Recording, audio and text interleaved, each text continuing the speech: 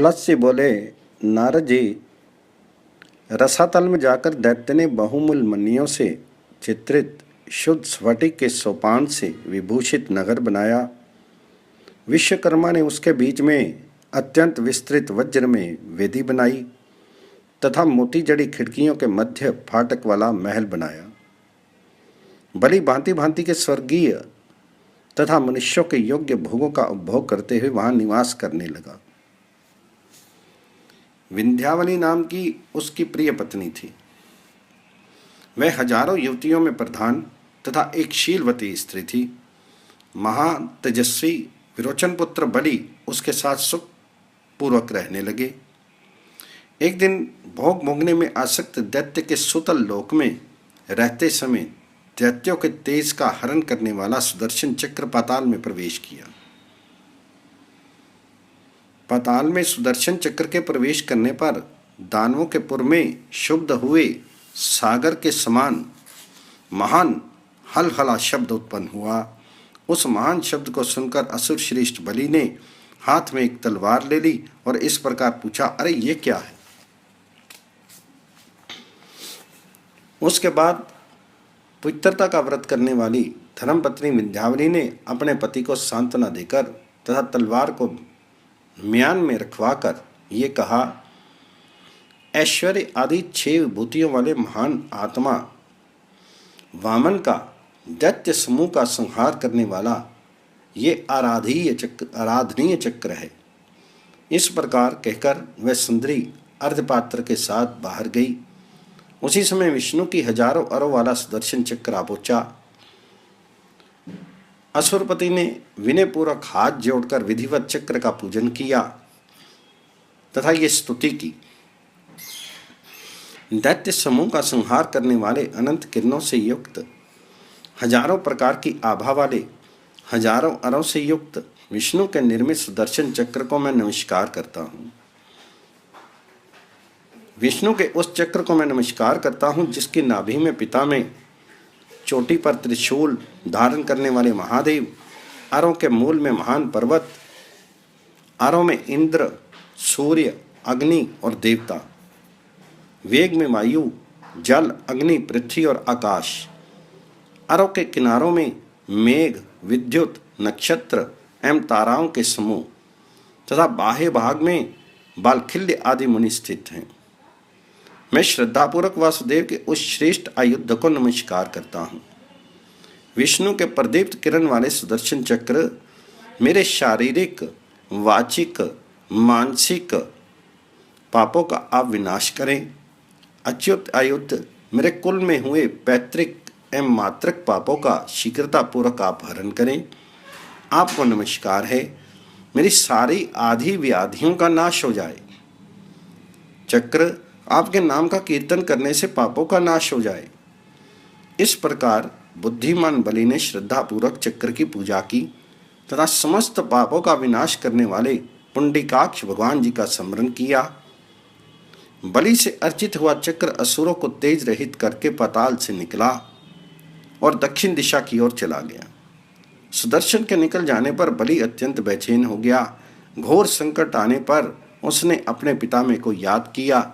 स्मरण करते ही प्रहलाद सुतल में आ गए। देखते ही महातेजस्वी बलि तुरंत हाथ में अर्घ लिए उठ खड़ा हुआ। अपने समर्थ पितामह को विधि पूर्वक पूजा करने के बाद बलि ने हाथ जोड़कर ये वचन कहे, अत्यंत शोकमग्न चित्त से मैंने आपका स्मरण किया है। तात, मुझे हितकर पथ्य एवं कल्याणकारी उत्तम उपदेश दें। तात, मनुष्य को संसार में रहते हुए क्या करना चाहिए जिसके करने से उसे बंधन ना हो? संसार समुद्र में निमग्न हुए अल्पमति मनुष्यों को तारने के लिए पोत स्वरूप क्या है? आप मुझसे इसे बताइए।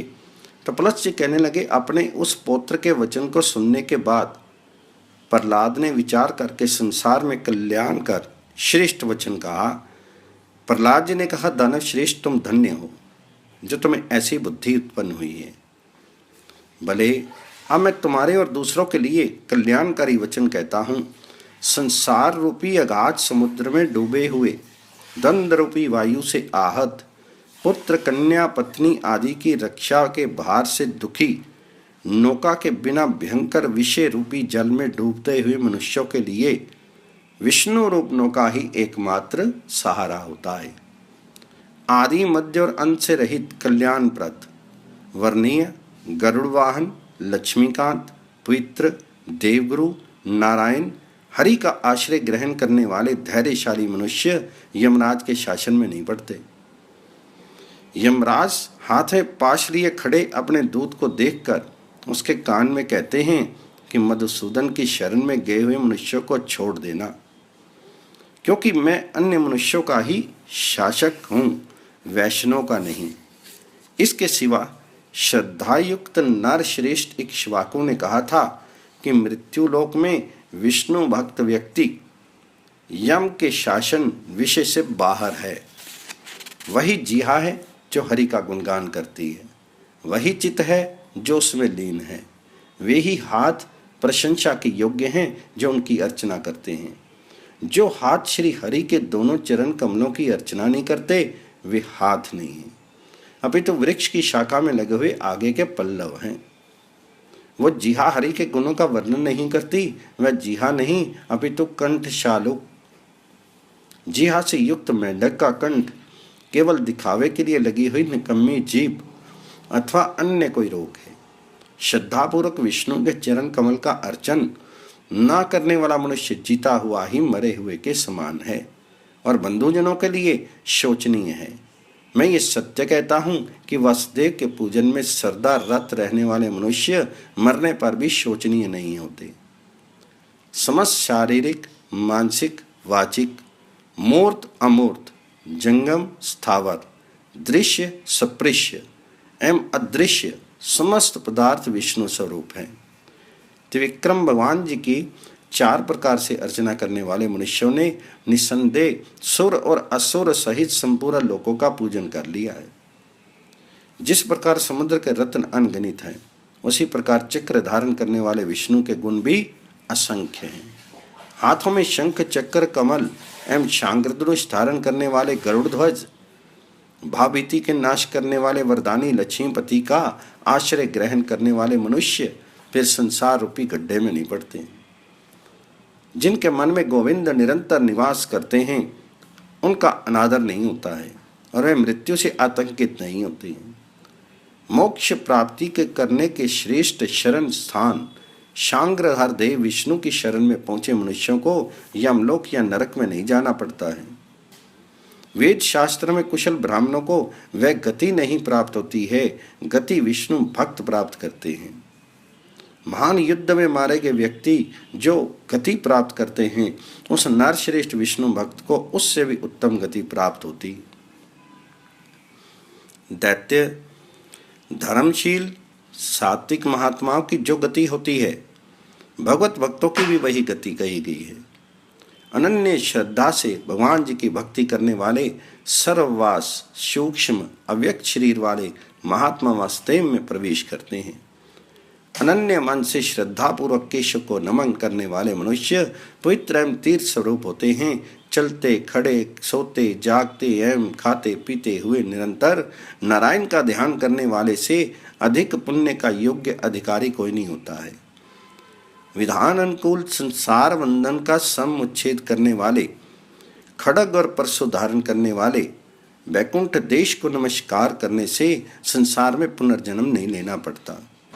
क्षेत्र में निवास करते हुए सरदा क्रीड़ा करने वाला अमित कांतिवान कृष्ण भक्त समस्त शरीरों में रहने पर भी उनके कर्मों के बंधन में नहीं पड़ता।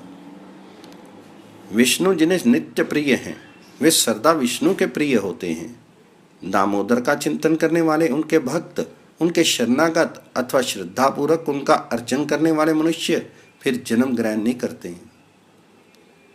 दानवेश्वर प्रातः काल उठकर श्रद्धापूर्वक मधुसूदन का चिंतन करने वाले मनुष्य इस संसार रूपी कीचड़ में नहीं फंसते हैं। उनका गुणगान करने वाले एवं गुणों को श्रवण करने वाले मनुष्य कठिनाइयों को पार कर जाते हैं।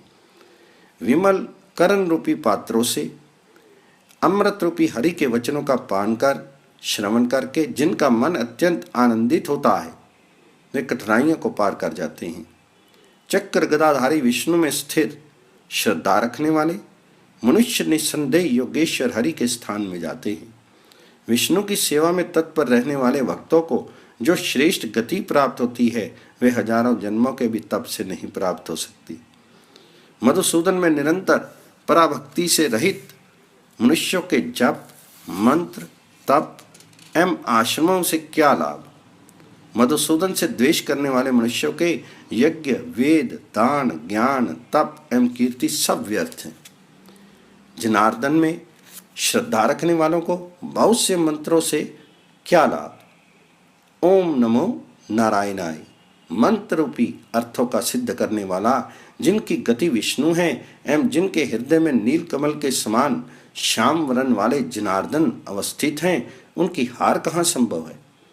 सभी मंगलों के मंगल मूर्ति, वरेण्य, वरदानी प्रभु नारायण को नमस्कार कर समस्त कर्म करने चाहिए। महासुर, विष्टियां, व्यतिपात एवं दुर्नीति से उत्पन्न हुई अन्य सभी आपत्तियां विष्णु के नाम का स्मरण करने से विनष्ट हो जाती हैं। 100 करोड़ एवं हजारों करोड़ों तीर्थवीर नारायण को प्रणाम करने की 16वीं कला के भी बराबर नहीं है। मृत्यु लोक में जितने तीर्थ और पवित्र स्थान, देव स्थान हैं, वे सभी विष्णु के नाम संकीर्तन से प्राप्त होते हैं। श्री कृष्ण को नमन करने वाले मनुष्य जिन लोगों को प्राप्त करते हैं, उन्हें व्रत करने वाला या तपस्या करने वाले लोग नहीं प्राप्त करते। अन्य देवता का भक्त होते हुए केशव की आडंबर पूर्ण अर्चना करने वाला मनुष्य भी पुण्य कर्म करने वाले साधुओं के महान स्थान को प्राप्त करता है।